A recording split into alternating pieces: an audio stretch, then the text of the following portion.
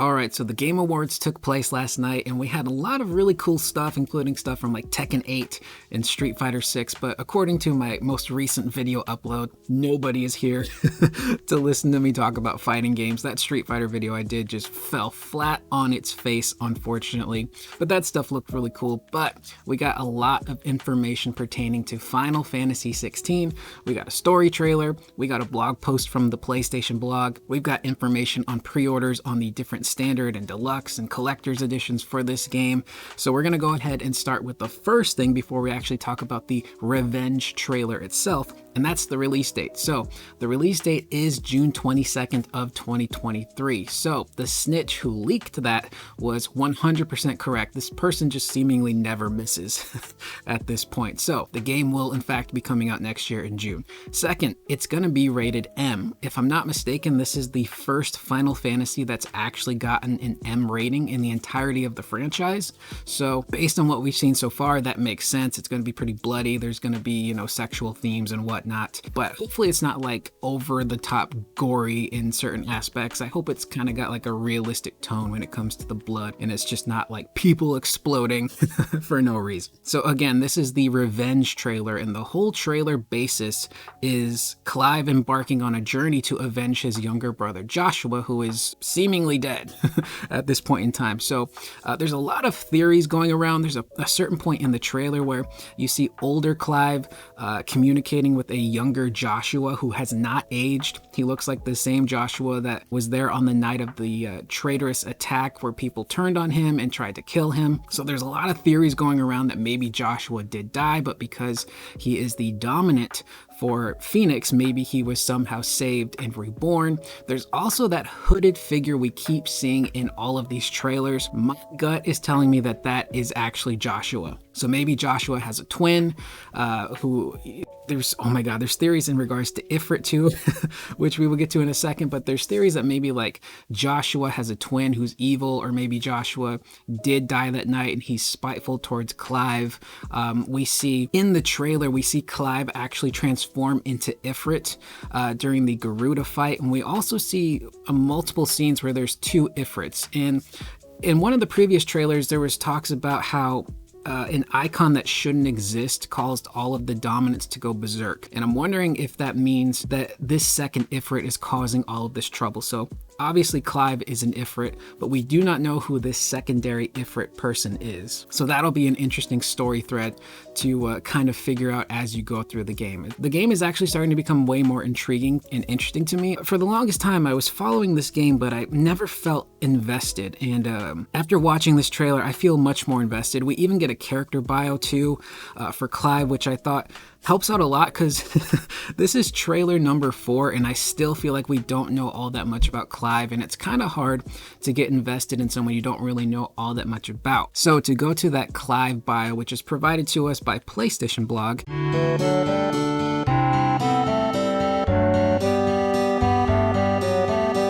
it says, "This is the tale of Clive Rosefield, a warrior granted the title First Shield of Rosaria, and sworn to protect his younger brother Joshua, the dominant of the Phoenix, icon of fire. Before long, Clive will be caught up in a great tragedy and swear revenge on the dark icon Ifrit, a mysterious entity that brings calamity in its wake."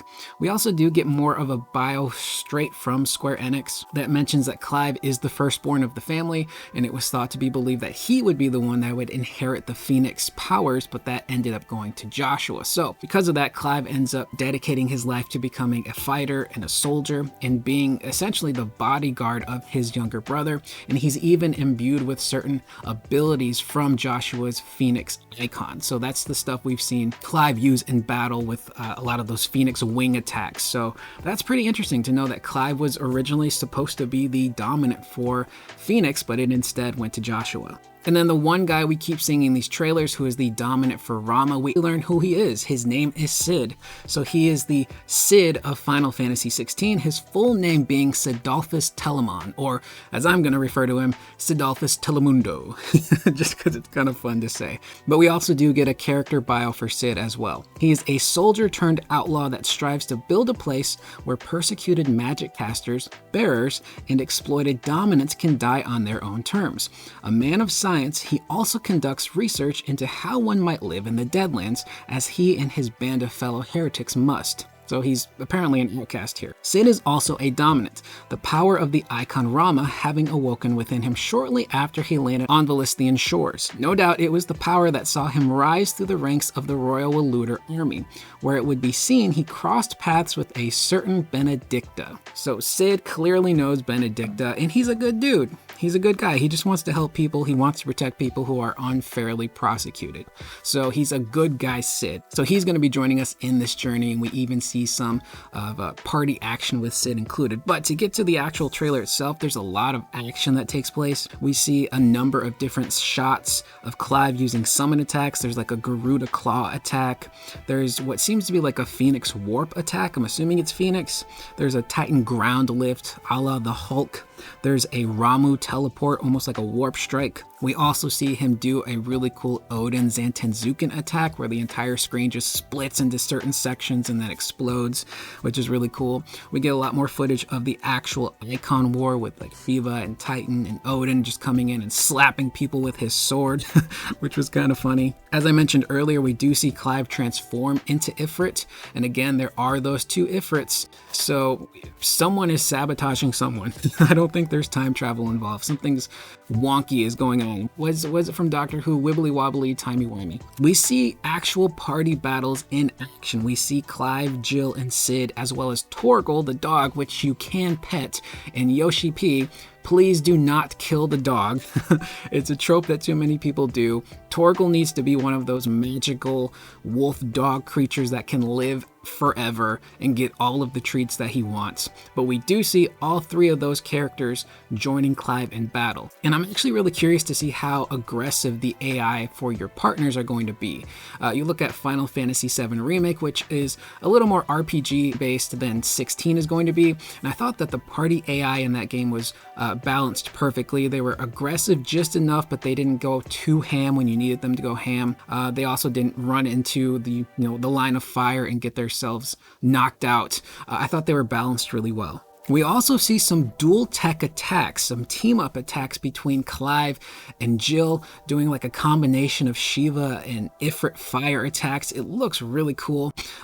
Graphically, the game looks great, but I'm actually really interested in the like technical aspects of like particle effects and frame rate, and all of this stuff happening on screen looks really good, and it looks really unique. There's not one single spell or attack we've seen so far that looks redundant or looks bad. So that is actually really, really exciting. There's even this huge eye laser monster in the trailer, which we will get to a little bit later when we talk about the deluxe edition, but I do not know who that is. I don't know if it's just a random boss enemy or if it's another icon, maybe Diablos. He's a really decrepit, weird looking monster. So to get a little bit more into the specifics of different play styles, via the PlayStation blog, they talk about something called story focused mode. And this is recommended for players who are less comfortable with action games and wish to focus more on the game's story elements. In this mode, Clive will automatically evade some attacks, and epic iconic combos can be triggered with a simple button press, so auto combos. Action focused mode, where Clive's every action is controlled by the player, is available for those who are confident in their skill or want to test it. So I'm assuming action-based is going to be the standard here. Story-focused is going to kind of be more of the accessibility mode where people can jump in, press some buttons here and there, but Clive is going to handle the more difficult stuff. I also assume that maybe the difficulty for the enemy AI will also be lowered just a little bit. We also get a character bio for Torgal here. He's another outcast from the northern territories taken in by the House Rosefield.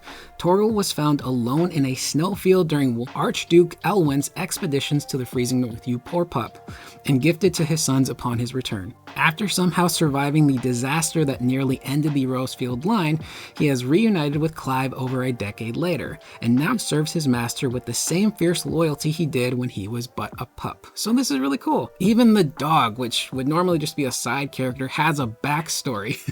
This dog, Torgal, again, he better survive. And I have a feeling the moment he and Clive get separated when he's a pup is probably going to be pretty heart-wrenching. I hope they don't make it look like Torgal dies. I hope Torgal doesn't get hurt. It's bad enough we see a chocobo die in the trailer. I can't see anything happen to Torgal, I'm sorry. They also go on to say not only can Torgal attack enemies, but he can also mend Clive's wounds. And if Clive times his orders right, the two can prove a devastating duo. So I'm guessing you can do dual techs with Torgal as well. We're getting some Final Fantasy VIII Renoa and Angelo team up attacks. Let me do a shooting star attack and a wishing star. This is really awesome. So via the Japanese Square Enix Final Fantasy XVI website, we also get a screenshot showing us the menu, which seems to be showing ability skill tree.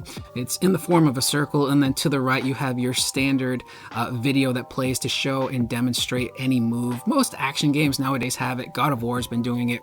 Bayonetta does it. Gotham Knights did it. If you're an action game, Devil May Cry in particular has done it.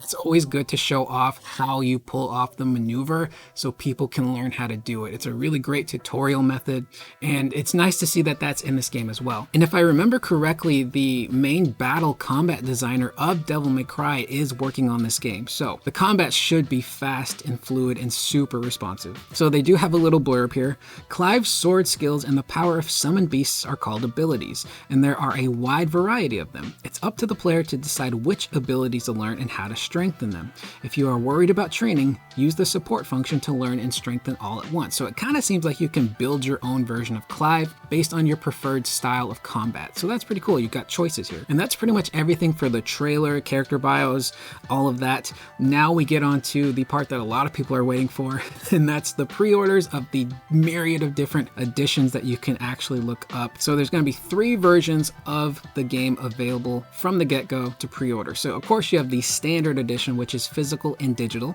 that comes with the game, as well as 2 pieces of DLC content. The first being a Gil boost accessory called Kate Sith's Charm, and the second being a bonus weapon called Braveheart, which actually kind of gives me vibes of the Warrior of Light's sword, the design and color scheme anyway. That would be kind of like a nice little nod to the original Final Fantasy. Now there's the deluxe edition, which, hold on here, costs $99 US.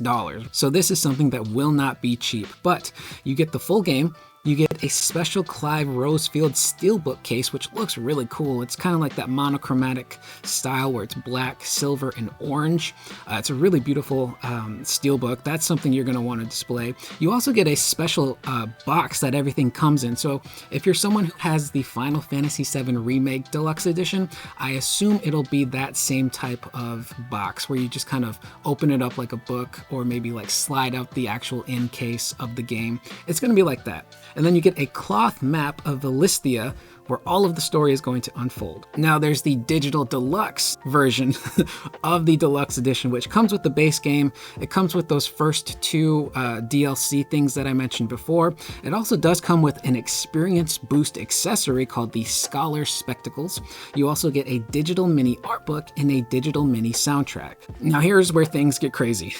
This one is not available for pre-order just yet. It will go live on December 12th, but this is the Final Fantasy XVI Collector's Edition. So it comes with everything you get in the deluxe edition, except you get some bonuses here. So you do get bonus digital content in the form of the Blood Sword, which is a bonus weapon, You also get 8 silver pins depicting some of the icons from the game, which are really cool. I'm assuming they're going to be made of metal. The description doesn't say. You get that steelbook, obviously, you get the cloth, but you also get this really beautiful, and I'm going to go ahead and assume, expensive statue of Ifrit fighting Phoenix. Now, there is no price listed for this version of the collector's edition, but if the deluxe edition is $100 and this one's going to come with all that stuff plus a statue, I honestly would not be shocked if the collector's edition is $250. Maybe minimum $200, but these statues are not cheap to produce. Just trying to set expectations properly here. This is going to be really expensive. So again, I'm gonna go probably $250. If they can somehow get this to $150, that would be great. But let's be honest here, minimum $200.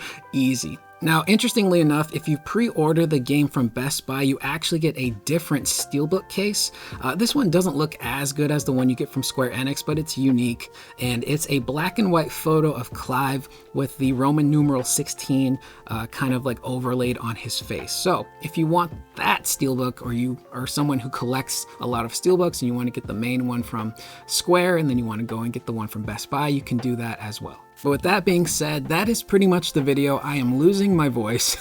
There was a lot of information to go over and relay. I hope I did a good enough job. Hopefully I didn't lose anybody. If you made it this far, feel free to click the like button, leave a comment, let me know what you guys think of this trailer. This trailer, more than anything, has actually started to get me invested. Before I was kind of waffling on whether or not I wanted to continue covering this game because I didn't feel as intrigued by it or as interested, but the little breadcrumbs we got with this trailer and the character bios kind of makes it a little easier to get myself invested. So I think this is probably the best trailer yet, and I hope that going forward the trailers continue to keep this same kind of format where they give you just a few breadcrumbs but they don't spoil anything. You know, because the whole point is playing through the game and experiencing that story and twists for yourself. Otherwise it's just not as shocking or entertaining. So with that being said, again, that is the video. Please leave your thoughts in the comments down below. I will see you guys in the next video. Please remember to always be excellent to one another.